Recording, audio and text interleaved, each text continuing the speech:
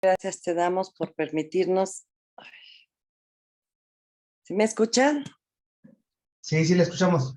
Es que me está fallando el internet, perdón.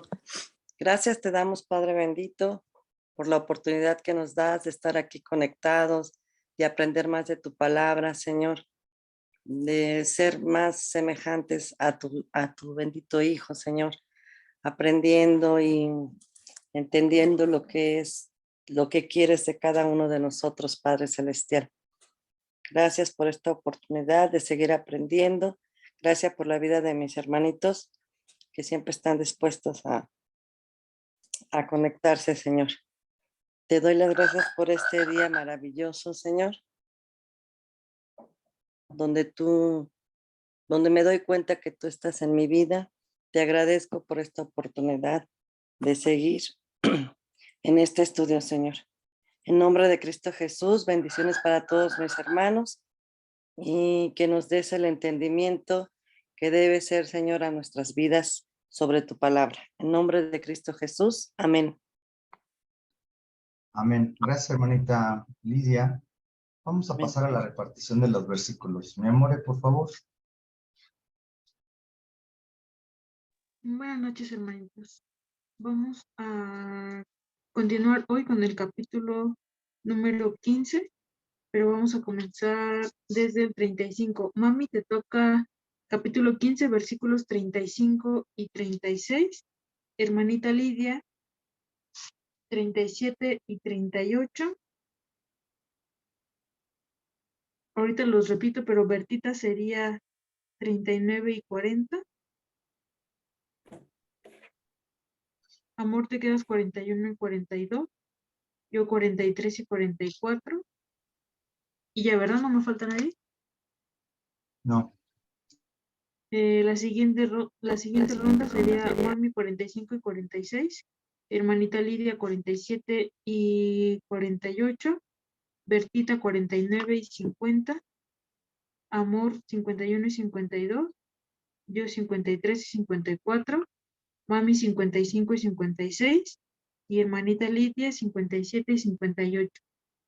Bertita, sus versículos. Buenas noches, Bertita. Sus versículos son... Buenas noches. Estamos en el capítulo 15 de Primera de Corintios. Sus versículos son 39 y 40. Sí. Luego 49 y 50.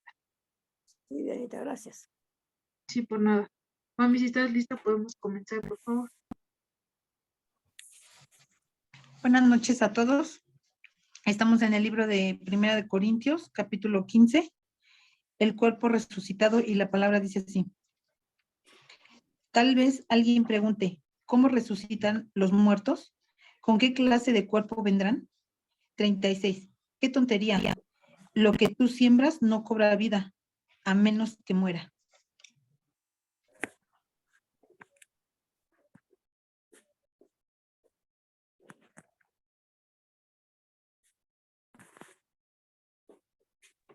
Hermanita Lidia, es su turno, pero tiene su micrófono apagado.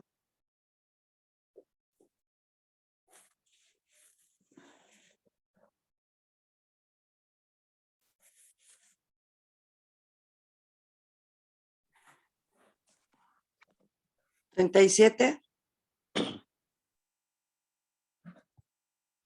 No plantas lo que tú siembras, no cobra vida a menos que muera. Perdón. 37. No plantas el cuerpo que luego ha de nacer, sino que siembra una simple semilla de trigo o de otro tipo. 38. Pero Dios le da el cuerpo que quiso darle y cada clase de semilla le da un cuerpo propio. Amén. 39. No todos los cuerpos son iguales. Hay cuerpos humanos, también los hay de animales terrestres, de aves y de peces. 40. Asimismo, hay cuerpos celestes y cuerpos terrestres, pero el esplendor de los cuerpos celestes es uno y el de los cuerpos terrestres es otro. Amén. 41. Uno es el esplendor del sol, otro el de la luna y otro el de las estrellas. Cada estrella tiene su propio brillo. 42. Así sucederá también con la resurrección de los muertos. Los que se siembran en corrupción, resucitan en incorrupción. 43. Lo que se siembra en oprobio, resucita en gloria. Lo que se siembra en debilidad, resucita en poder. 44. Se siembra un cuerpo natural, resucita un cuerpo espiritual. Si hay un cuerpo natural, también hay un cuerpo espiritual. 45. Así está escrito. El primer hombre, Adán, se convirtió en un ser viviente. El último Adán, en el espíritu de vida, que da vida. 46. No vino primero lo espiritual, sino lo natural, y después lo espiritual. 47. El primer hombre era del polvo de la tierra, el segundo hombre del cielo. 48. ¿Cómo es aquel hombre terrenal? Así son también los de la tierra. Y como es el celestial, así son también los del cielo. 49. Y así como hemos llevado la imagen de aquel hombre terrenal, llevaremos también la imagen del celestial. 50. Les declaro, hermanos, que el cuerpo mortal no puede heredar el reino de Dios, ni lo corrompible puede heredar lo incorrumpible. Amén. 51. Fíjense bien en el misterio que les voy a revelar. No todos moriremos, pero todos seremos transformados. 52.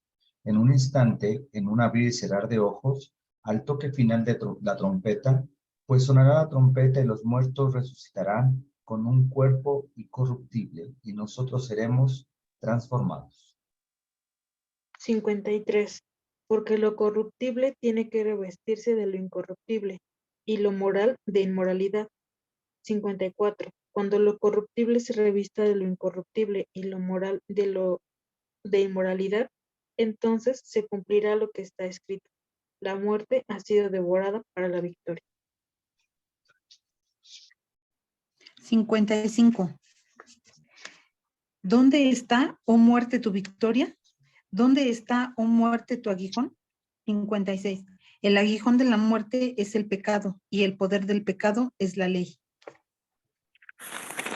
57. Pero gracias a Dios que nos da la victoria por medio de nuestro Señor Jesucristo. Por lo tanto, mis queridos hermanos, manténganse firmes e inconmovibles, progresando siempre en la obra del Señor, conscientes de que su trabajo en el Señor no es en vano. Amén. Amén.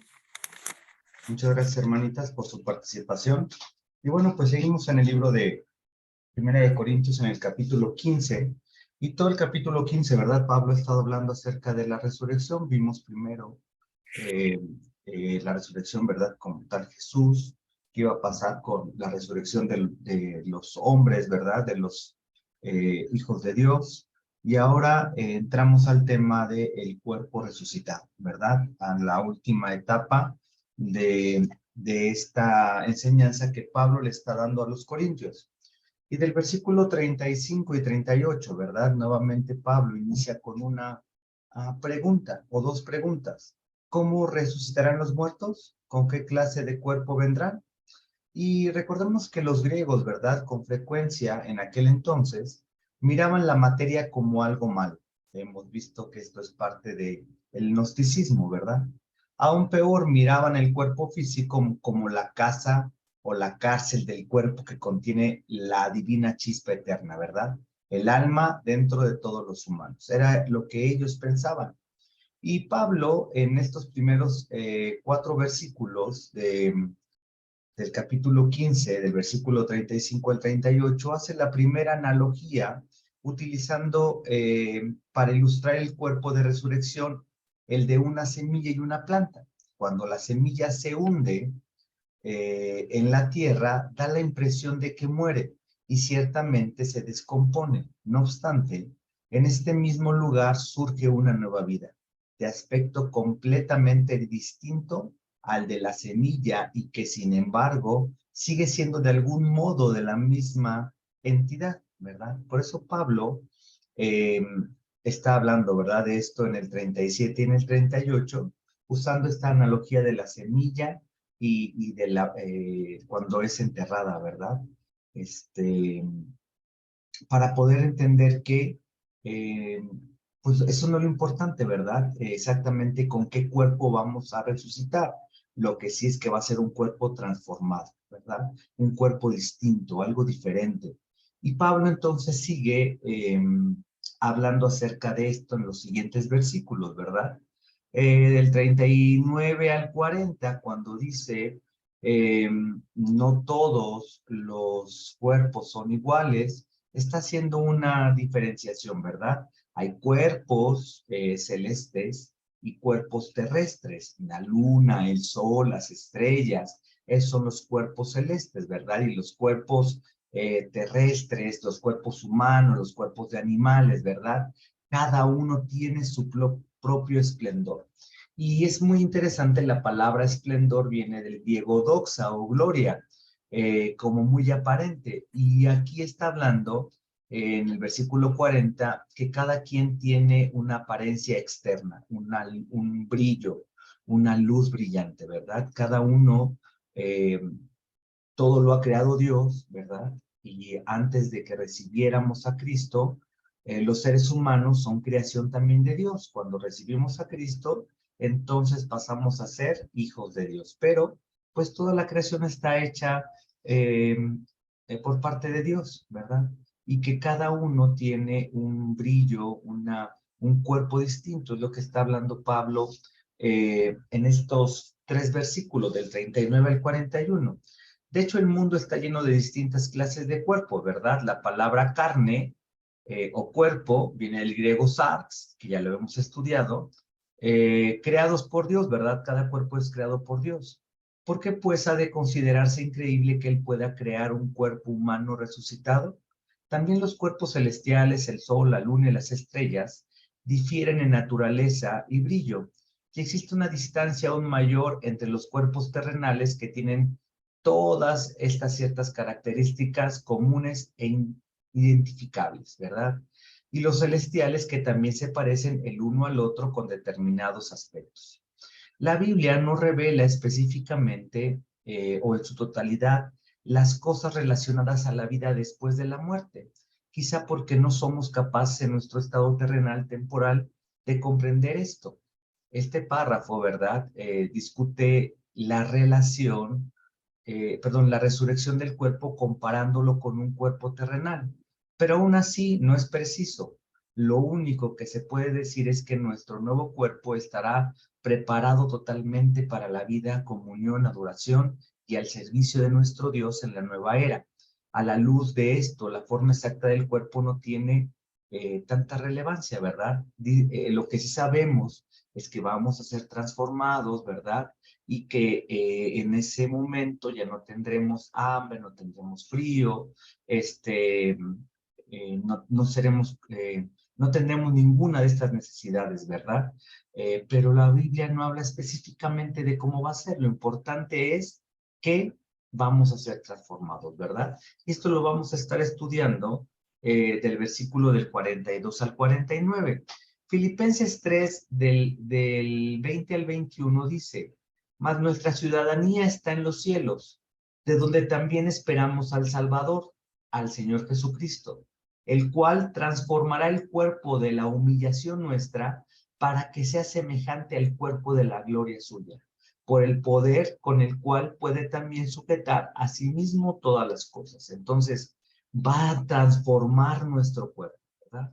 Primera de Juan 3:2 dice: amados, ahora somos hijos de Dios, y aún no se ha manifestado lo que hemos de ser, pero sabemos que cuando Él se manifieste, seremos semejantes a Él, porque le veremos tal como Él es, ¿verdad? Está hablando de Jesús. Cuando venga en la segunda venida, va a terminar, ¿verdad? Va a completar. Estamos en este camino de perfección, estamos en este camino de santidad, pero no vamos a poder llegar, ¿verdad? Al 100% hasta que venga Jesús. Él lo va a venir a culminar. cuando Él venga, ¿verdad? Cuando Él se manifieste y nos lleve a su gloria con Él, entonces vamos a ser completamente transformados, ¿verdad? Entonces, de eso está hablando, y del 42, ¿verdad? Al 44, cuando dice, así sucederá también con la resurrección de los muertos, lo que se siembra en corrupción, resucita en incorrupción. Y entonces está dando ciertos paralelos, ¿verdad? Mientras en este mundo los humanos están únicamente animados por la vida física, los hijos de Dios seremos un día completamente vigorizados por el Espíritu. En el versículo 44, Pablo consigna los términos natural y espiritual que estudiamos en el capítulo 2, del versículo 6 al 16, ¿verdad? Cristianos inmaduros, cristianos maduros, que indican la diferencia entre cristianos y los que no son, ¿verdad? Natural y espiritual. Fíjense, vamos a ver algunos paralelos que contrastan de esto que está hablando, ¿verdad? Con las cosas físicas y con las cosas celestiales. Por ejemplo, lo corruptible contra lo incorruptible. Lo terrenal es lo corruptible y lo incorruptible, ¿verdad? Es lo celestial. El versículo 42 y 50 habla de esto. En el versículo 43 habla de deshonra, ¿verdad? Y lo terrenal, gloria y lo celestial. En el 43 también habla de debilidad contra poder. Debilidad lo terrenal, poder lo celestial. Cuerpo natural contra cuerpo espiritual. Del versículo 44, lo mismo, ¿verdad? Versículo 45, primer Adán, ¿sí? Terrenal, y último Adán, Jesús celestial. Y el 49 dice imagen terrenal contra imagen celestial, ¿verdad? Está Pablo hablando de este paralelo para que podamos entender un poco más, ¿verdad? Que las cosas del cielo no son iguales que de la tierra y que vamos a ser completamente transformados, ¿verdad? Y aunque hoy ya vivimos o somos ciudadanos del reino y estamos viviendo, ¿verdad? En el reino, en esta tierra, cuando venga Jesús, completamente estarán viviendo en el reino, ¿verdad? Y que las cosas en el reino son completamente diferentes. Aunque físicamente, ¿verdad? No estamos en el reino, estamos ya viviendo ahora, ¿verdad? Somos personas de reino, por eso debemos de comportarnos tal y como si estuviéramos ahí arriba, ¿verdad? Si estuviéramos puestos físicamente en el reino. Entonces está hablando Pablo acerca de estos paralelos para que podamos entender, ¿verdad? Cómo va a suceder, qué es lo que va a pasar. Y en el versículo 45, ¿verdad? Cuando dice, así está escrito, el primer Adán se convirtió en un ser viviente, el último Adán en el espíritu que da vida. El último Adán llegó a ser un espíritu dador de la vida, ¿verdad? ¿De quién estamos hablando? De Jesús, ¿verdad? Se le conoce también como el segundo Adán. Y hemos hablado, ¿verdad? Que Adán, el primer hombre, fue creado del polvo de la tierra, ¿verdad? El Señor le dio aliento de vida, ¿verdad? Y fue creado del polvo de esta tierra. Entonces, está haciendo una comparación, ¿verdad? El primer Adán, el segundo Adán. Pero el segundo Adán, Jesús, es el que a través de él tenemos vida y vida en abundancia. Nada puede ser si no es a través de Jesús, ¿verdad? Eso también ya lo hemos estudiado en este tiempo de lectura bíblica. Y el 46 dice, no vino primero lo espiritual, sino lo natural, y después lo espiritual. Y a veces pudiera ser como un poco confuso, como tantos términos que nos pudieran pues confundir, pero estamos hablando, el 45 está hablando de Adán, ¿verdad?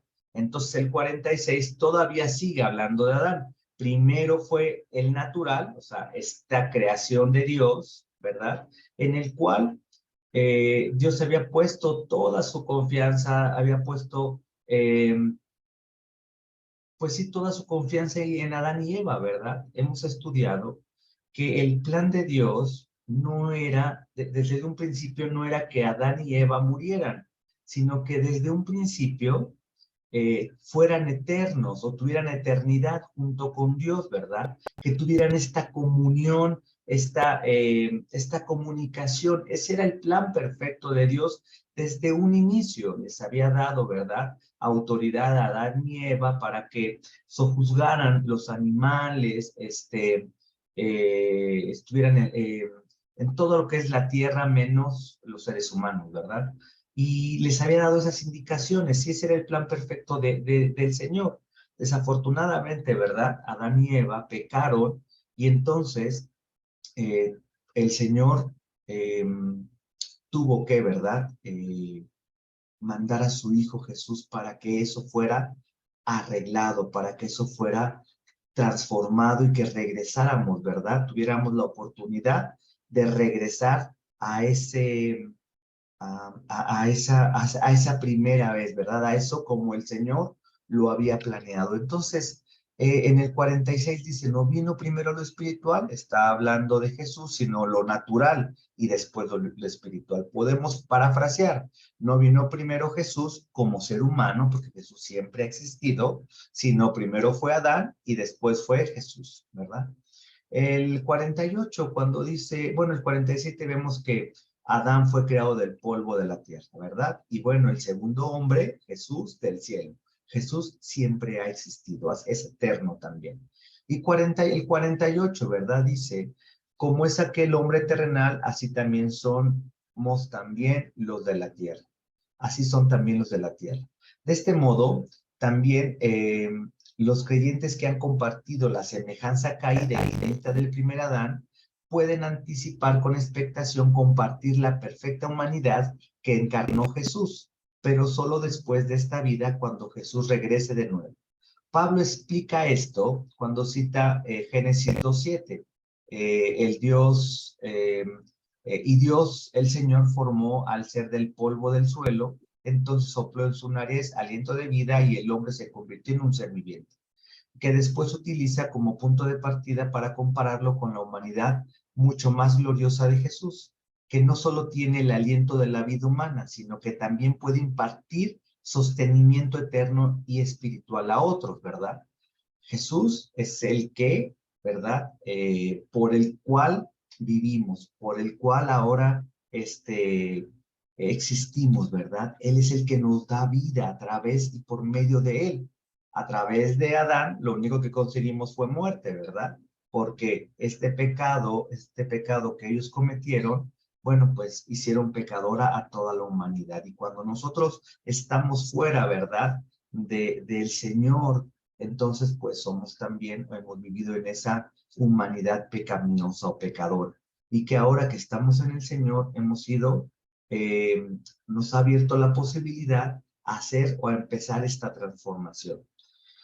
Y 49 dice, y así como hemos llevado la imagen de aquel hombre terrenal, llevaremos también la imagen celestial, ¿verdad? Antes éramos como Adán, ¿verdad? Con esta carnalidad y esta pecaminosidad, o sea, el pecado, ¿verdad? Lo practicábamos antes de manera constante, pues por eso se llama practicar el pecado.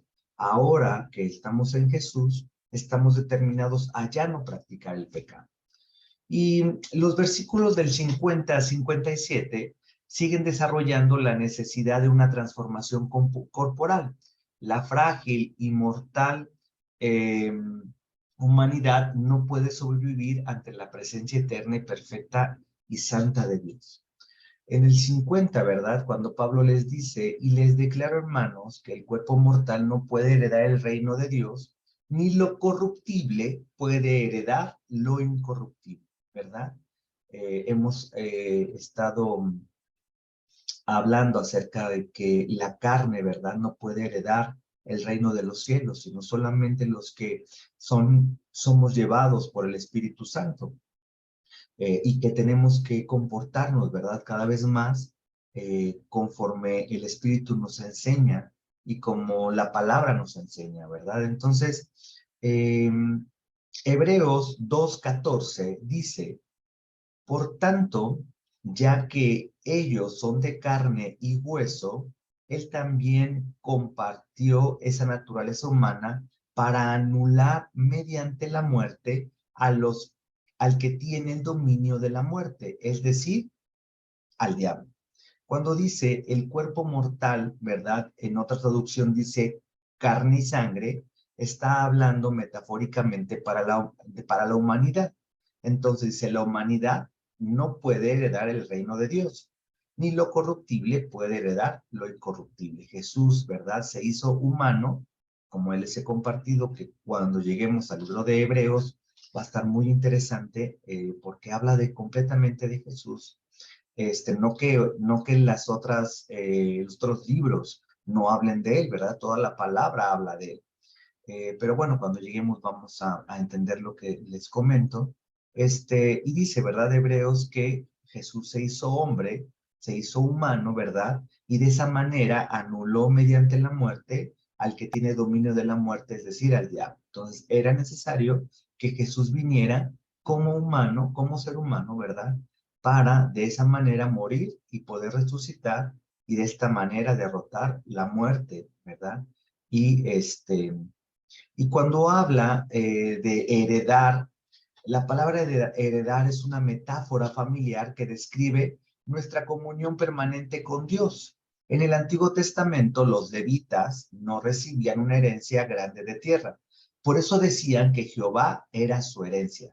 En el Nuevo Testamento transfiere esto, así como lo hace con la mayoría de las actividades sacerdotales a todos los creyentes, ¿verdad? Hoy para nosotros, Dios también es nuestra herencia, ¿verdad? Y entonces la carne no puede heredar las cosas de Dios o las cosas espirituales.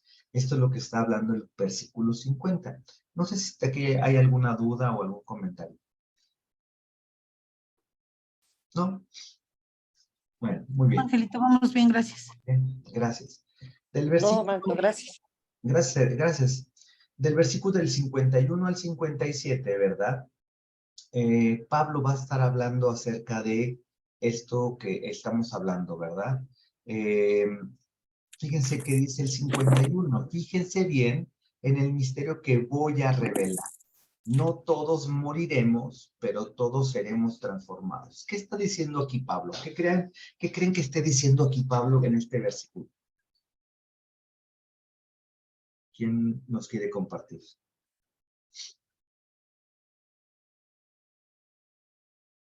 Dice, no todos moriremos, pero todos seremos transformados. ¿Qué nos está diciendo Pablo? ¿Qué se imaginan que nos esté diciendo Pablo aquí?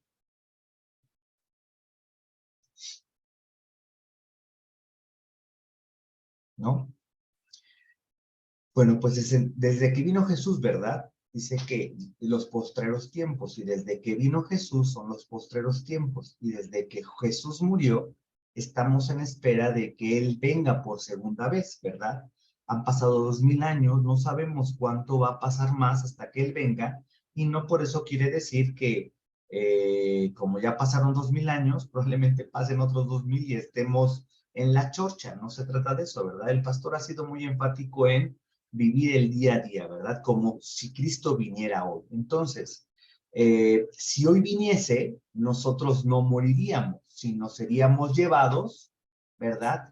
Con Él. Cuando Él venga, ¿verdad? Todos los que están vivos van a ser llevados, o Jesús se los va a llevar, ¿verdad? Y va a terminar esta transformación, ¿verdad? Entonces, aquellos, por ejemplo, Pablo, ¿verdad? Ahorita ya duerme, la palabra de Dios dice que duerme, ¿no? Entonces él, bueno, pues él murió y también será llevado delante de la presencia de Dios, ¿verdad? También será llevado a este juzgado de Cristo, ¿no? Pero nosotros, si hoy viniese, no vamos a morir, sino que simplemente vamos a ser arrebatados, vamos a ser llevados. Por eso dice Pablo, no todos moriremos, pero todos seremos transformados, ¿verdad? Depende en el momento en el que venga Jesús y cómo nos encuentre. Si estamos vivos, no moriremos, pero debemos de tener la confianza de que seremos llevados y seremos transformados. Y si cuando Él venga ya estamos muertos, bueno, también debemos de tener la confianza que en esta vida diaria que estamos, valga la redundancia, viviendo para ser transformados, entonces iremos delante de su presencia. Y en el 52 dice, ¿verdad? en un instante, en un abrir y cerrar de ojos, y que va a ser así, ¿verdad?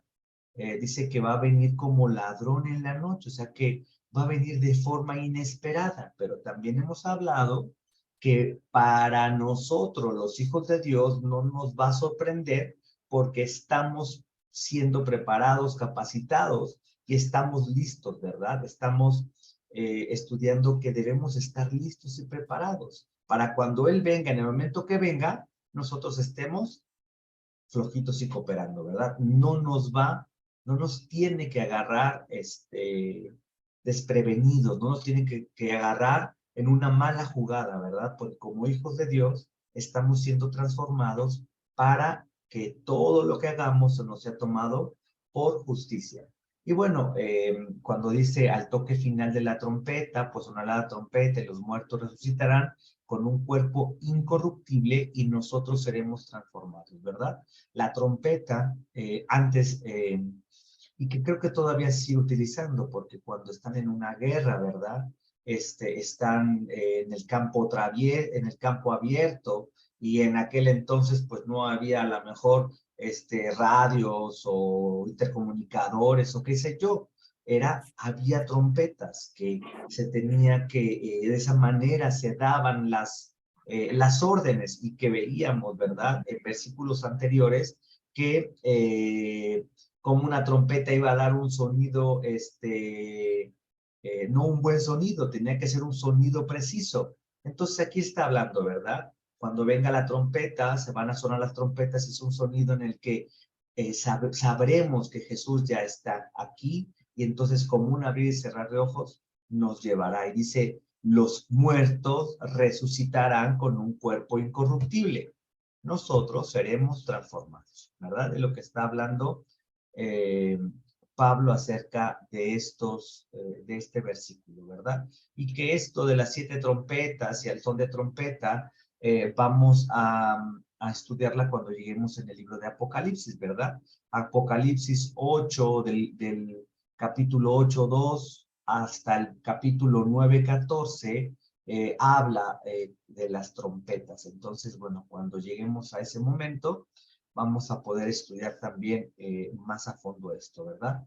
Cuando todo esto haya sucedido, el camino estará preparado para que se desarrollen los acontecimientos que vimos en el versículo 24 y 25 de este capítulo. ¿Y qué fue lo que leímos? Entonces vendrá el fin cuando Él entregue el reino de Dios al Padre, luego de destruir todo el dominio, autoridad y poder, porque es necesario que Cristo reine para someter a todos sus enemigos bajo su dominio, ¿verdad? Y eso ya lo estuvimos estudiando. Y el clímax de todos estos acontecimientos, ¿verdad?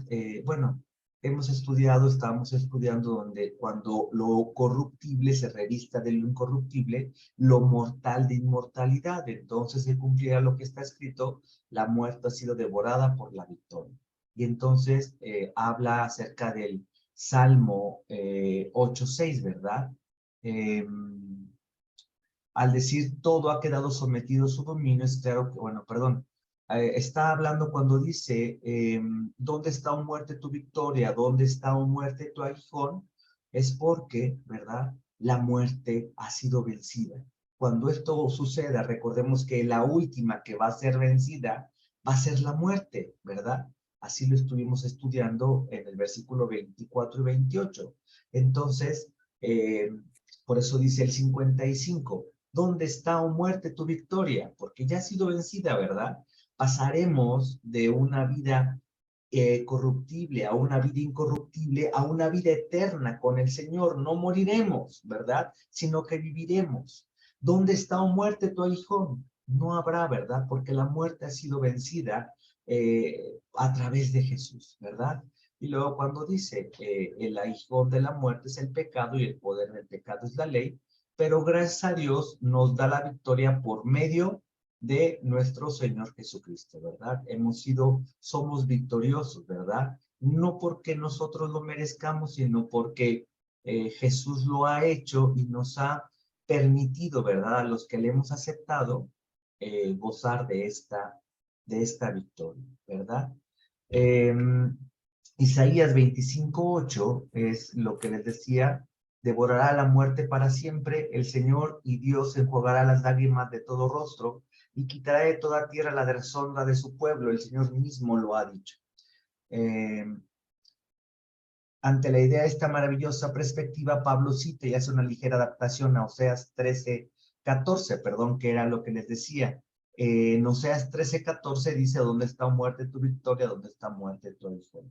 Y en Romanos 6, el capítulo 6 al 8, el apóstol recuerda que el pecado es el principal responsable y productor de la muerte física y espiritual, mientras que la ley, aparte de indicar a las personas el camino a Cristo, solo sirve para promover el pecado, pues que incrementa la consciente rebeldía contra las normas de Dios, ¿verdad? Pero la gloria a Dios que esta secuencia mortal ha sido interrumpida por la victoria sobre la muerte que Dios ha elaborado a través de la muerte y resurrección de su Hijo. Y por último, cuando dice: por lo tanto, mis queridos hermanos, manténganse firmes e inconmovibles, progresando siempre en la obra del Señor, conscientes de que su trabajo en el Señor no es vano. Pablo desciende de estos elevados vuelos de reflexión a las implicaciones prácticas de estas cosas para los corintios.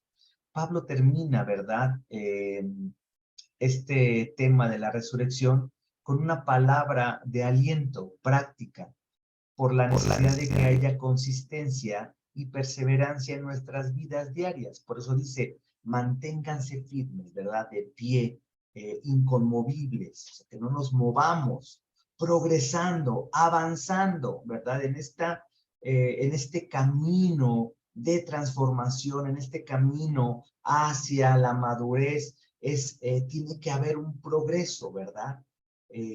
Dice Pablo: estamos corriendo esta carrera para que cuando Jesús venga, nos encuentre, ¿verdad? Firmes, inconmovibles, pero también progresando siempre en la obra del Señor, porque todos, ¿verdad? Dice conscientes que su trabajo, o sea, todo lo que hacemos en el Señor no es vano. Algunos podrán decir es muy poco, no es nada, algunos podrán pensar es mucho, pero todo lo que hagamos, ¿verdad?, para el Señor no es vano. Todo el Señor lo tomará en cuenta, ¿verdad? Y nos pedirá cuentas aún de lo que no estemos haciendo o lo que hayamos dejado de hacer. Y esto no nos tiene que preocupar ni desanimar, sino alentar, ¿verdad?, a seguir progresando, seguir caminando, seguir adelante en las cosas del Señor. Y bueno, pues hemos terminado este capítulo 15 acerca de la resurrección, ¿verdad? ¿Qué es lo que va a suceder? Debemos estar confiados, ¿verdad? Confiados, confianza, esperanza, no confiados en, pues como ya, entonces no voy a hacer nada. No, confiados con esperanza de que el Señor viene pronto y que viene por nosotros y que nos va a transformar en nuestro cuerpo. Vamos a resucitar juntamente con Él para vivir una eternidad con Él. Mientras tanto, ¿verdad?, la palabra no nos dice que estemos con los brazos cruzados. Nos dice que tenemos que mantenernos firmes, inconmovibles, pero sobre todo progresando, corriendo esta carrera, continuando en este camino de santificación, perseverando, ¿verdad?, en todo lo que ya hemos hablado para cada vez parecernos más al Señor Jesús. No sé si hasta aquí hay alguna duda, algún comentario. ¿No? Bueno, pues les agradecemos este tiempo de lectura. Primeramente Dios así lo permite. Nos vemos el día de mañana y ya estamos próximos a terminar este libro de Primera de Corintios. Solamente nos queda el capítulo 16 y primeramente Dios se lo permite, estaremos ya empezando Segunda de Corintios. Vamos a orar para ser despedidos. Le voy a despedir a mi esposita si nos apoya con la oración. Por favor, mi amor. Sí. Amado Dios, te damos muchas gracias, Señor, por este tiempo de lectura en el que seguimos aprendiendo, Señor, de tu palabra. Gracias porque tu Espíritu Santo nos revela, Señor, y gracias por la vida de mi esposo, que es quien nos comparte esta palabra, Señor. Te pido que nos bendigas a cada uno y que podamos seguir en nuestro tiempo de intimidad contigo, meditando tu palabra y seguir dejando que tú nos hables, Señor. Te doy gracias por esta noche. Te pido que bendigas a cada uno de mis hermanos que están conectados, los que lo van a ver por algún otro medio, y te pedimos que también seas tú bendiciéndolo, Señor. Te damos gracias en el nombre de Jesús. Amén. Amén. Gracias, mi amor. Nos vemos Amén. primeramente el día de mañana. Buenas noches. Hasta mañana. Guarde. Bendiciones. Bendiciones.